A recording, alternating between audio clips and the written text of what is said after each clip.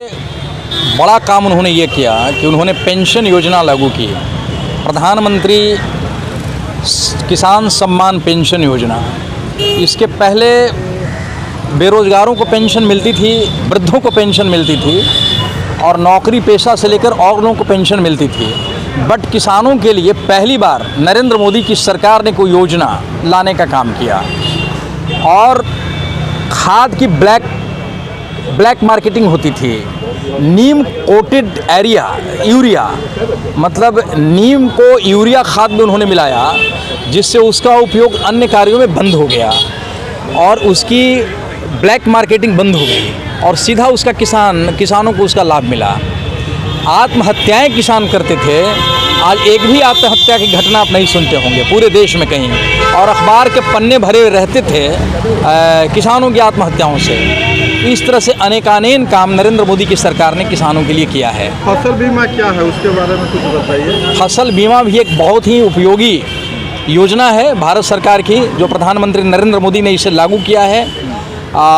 अब किसान अपने नुकसान की भरपाई सरकारी स्तर पर कर सकते हैं या सरकार उनके लिए अब चिंता करेगी इसके माध्यम से, और बहुत कम प्रीमियर उन्हें देना है। 3 कृषि बिल जो आया था जो वापस हो गया, उस पर किसानों को क्या क्या नुकसान हो सकता है? किसानों को बहुत नुकसान हुआ, खासकर बिहार, झारखंड, पूर्वी उत्तर प्रदेश, छत्तीसगढ़, पिछड़े हुए प्रदेश के किसानों को बहुत नुकसान हुआ। उस बिल से पूरे देश के किसानों के अनाज की खरीदारी हो सकती थी। अब सिर्फ दिल्ली के इर्द गिर्द जो रहने वाले लोग हैं उनको इसका फ़ायदा मिलेगा, और इसीलिए जो वो आंदोलन था उसमें दिल्ली के इर्द गिर्द के किसान ही शामिल थे। सुदूर दक्षिण के किसान या सुदूर पूरब के किसान या बिहार के किसान उसमें शामिल नहीं थे। यहाँ तक कि उत्तर प्रदेश 2 हिस्सों में बट गया था, पूर्वी उत्तर प्रदेश के किसान उसमें शामिल नहीं थे। पश्चिमी उत्तर प्रदेश के किसान, जो जाटलैंड जिसे कहते हैं, हरित प्रदेश जिसे कहते हैं, जिसका किसान कृषि हरित क्रांति का लाभ पश्चिमी उत्तर प्रदेश के किसानों को मिला और उसका सीधा फ़ायदा वो लोग ले रहे हैं हरियाणा और पंजाब के किसानों के साथ, उनको घाटा हो रहा था। उनको भी घाटा नहीं हो रहा था, वो जो अतिरिक्त लाभ जो ले रहे हैं, और एक दलाली सिस्टम जो वहाँ पर लागू है, जो हम लोगों के अनाज को बिचौलियों के माध्यम से वो लोग ख़रीदते हैं, उसकी वो उनकी दुकानदारी बंद हो रही थी। वो नरेंद्र मोदी की सरकार वो बंद कर रही थी। वो बिहार सरकार के किसानों की समस्या के बारे में बताइए कुछ। बिहार में बहुत सारी समस्याएं किसानों की हैं।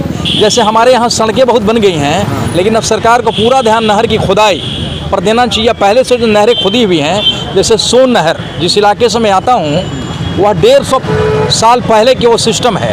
अंग्रेज़ों ने 1857 में बनाना शुरू किया था, 57 में, और 1882 में वो नहर बनके तैयार हो गई थी।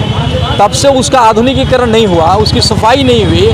उसकी सफाई की ज़रूरत है, उसकी खुदाई की ज़रूरत है, जिससे और वो जो है उसके जो तटबंध हैं उस पर सड़क बनाने की ज़रूरत है, तो उससे उसके तटबंध का भी उपयोग हो जाएगा और खेतों में पानी भी जाएगा। और सबसे बड़ी समस्या ये है कि रेहन डैम और बाणसागर बनने से इंद्रपुरी बैराज में पानी बहुत कम अब आता है, तो एक बड़ा डैम, एक बड़ा बैराज बनाने की आवश्यकता है, जिसकी पहल बिहार की सरकार को करनी चाहिए। और उत्तर बिहार में नदियों को जोड़ने का काम युद्ध स्तर पर चलना चाहिए, होना चाहिए। इससे एक नदी का पानी, जिस नदी में ज़्यादा पानी है, उस नदी का पानी जहाँ कम, जिस नदी में कम पानी है उसमें जाएगा, और उसके दोनों जो तटबंध हैं उसको हम लोग सड़क निर्माण के काम में सड़क के रूप में ले सकते हैं, उसकी उपयोगिता है। तो इस तरह से बहुत सारी समस्याएं हैं। बिजली बिल की जो लागत है उसको भी कम करने की ज़रूरत है, वो भी बहुत ज़्यादा है। बिहार के किसानों को क्या संदेश देना चाहेंगे, आप किसान नेता हैं? यह स्वामी सहजानंद सरस्वती की कर्मभूमि है। स्वामी जी देश के बड़े किसान नेता थे और मैं उनका अनुयायी हूँ। पूरा देश जानता है, पूरा प्रदेश जानता है। किसानों की जो फसलें हैं उनकी खरीदारी टाइमली हो, समयबद्ध तरीके से हो। जो खरीदारी नहीं हो पाती है पैक्स के माध्यम से, पैक्स को दुरुस्त किया जाए। उस पर सरकार भी ध्यान दे कि बिचौलिए और दलाली न करें पैक्स के अध्यक्ष और पैक्स के पदाधिकारी, और सरकार भी लापरवाही न करे किसानों के अनाज खरीदने में, तो एक बहुत बड़ी समस्या का समाधान हो जाएगा। क्योंकि सबसे बड़ी समस्या ये है बिजली हो गई है पूरे गांव में, गांव गांव में बिजली हो गई है। 24 घंटा नहीं तो 22 घंटा बिजली रहती है गांव में भी। जो मैंने पहले बताया कि क्या नाम है, कृषि का आधुनिकीकरण होना चाहिए, जिसमें नहर की खुदाई भी है शामिल। अपना परिचय दीजिए। जी, रविंद्र रंजन, भाजपा प्रदेश कार्य समिति सदस्य, निवर्तमान राष्ट्रीय कार्यकारिणी सदस्य, किसान मोर्चा। अगर बेनिफिट टीवी का वीडियो आपको पसंद आया तो चैनल को सब्सक्राइब करें और वीडियो को लाइक करें। ज़्यादा से ज़्यादा लोगों तक वीडियो को शेयर करें। धन्यवाद।